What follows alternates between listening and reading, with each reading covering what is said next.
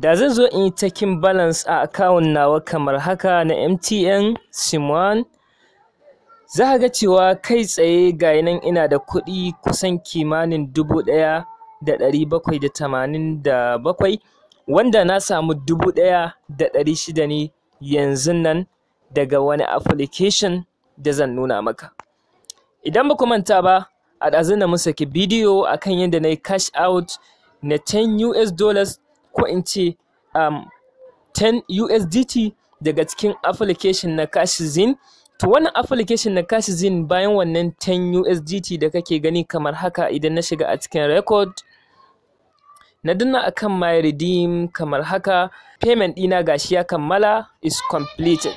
To bayan haka na sake withdrawal na katin kira 1,600 a cikin wannan application, wanda idan zan shiga a cikin message nawa kamar haka, in je in nuna maka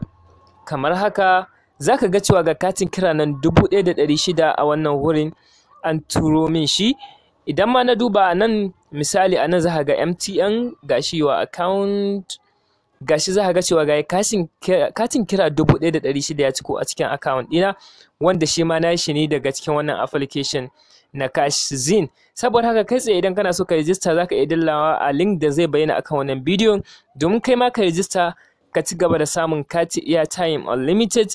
ta inda za ka samu coins, sannan kana yin redeeming na wannan coins, kana mayar da su katin kira, ko kuma kai withdrawal ta US dollars kamar yadda nuna muku a bidiyon da ya gabata.